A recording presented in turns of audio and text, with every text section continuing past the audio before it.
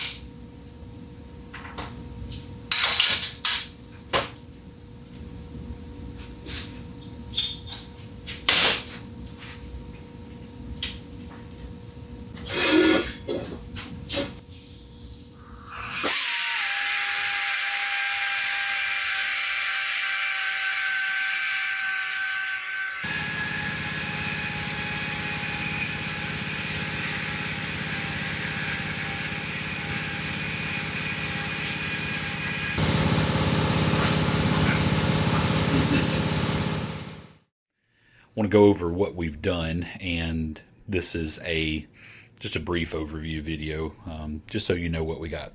You'll notice first off we got two turbine wheels sitting on the table. Here's your Garrett G25-550. Gorgeous little wheel, obviously. But I've got something special for you. This is one of our 5+5 blades, as we call it. So 5 blade, 5 splitter design. So you have a low blade and a high blade. This reduces mass. It'll drop some drive pressure out of it as well. And it is quite a bit lighter. You're also going to notice the color of it, I hope. This wheel is coated with a heat rejection coating that has been kind of in the prototype stage for us, in testing, R&D stage, I should say, not prototype. This couple of my customers are rotary guys, and this coating has held up very well for us, and it basically keeps exhaust heat from transferring into the shaft as quickly. The mass of this quite a bit different. Your normal G25-550 Garrett compressor wheel, while it works really well, it's less of a light switch. So we're going to take this wheel out of the equation, And we're going to put a more traditional 7-blade, 7-splitter wheel into place. What this is going to do is it's going to give you a much smoother transition from boost into the efficiency of the compressor wheel.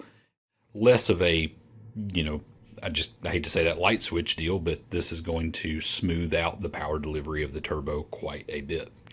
It's also coated in the heat rejection coating, so this is not going to make the wheel any more efficient. It'll just keep heat that the wheel generates naturally from getting back into the shaft of the turbo and into the bearing structure. Again, just some little things we're doing here in the shop.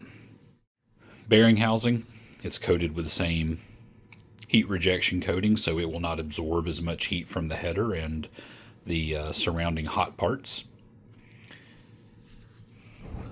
The diffuser, or the backplate section of the bearing housing, is also coated, so that'll aid in keeping heat from the compressor wheel going back into the bearing structure, or the bearing housing. Turbine housing, we've got our ceramic black on the outside, and if you notice on the inside, it's not going to translate well again on camera, but we have the heat rejection coating on the inside of the housing as well. So basically, the black coating locks the heat in, keeps it from radiating out, and the gold coating on the inside will keep the heat from actually transferring into the stainless housing. Let's see, compressor cover, it's going to get just a little bit of work, mainly in the inlet. We'll do some port work here real quick and get this baby set up. All right, guys, well, here it is, all put back together, and don't hate on me, I lost a little bit of the footage on the assembly. I promise we're gonna go over putting a turbo together for you in the near future. But hey, we took this G25 and we made some changes that are going to help this customer's application out drastically. He's going to get better response, better performance in his boost pressure range that he's wanting to run this at. Thermal management is going to be way better. And all in all, it's just taking a great turbo and making it even better. But that's what our motorsports program does. So hope you liked this video, and I enjoyed making it. We're going to catch you on the next one. Y'all have a good day.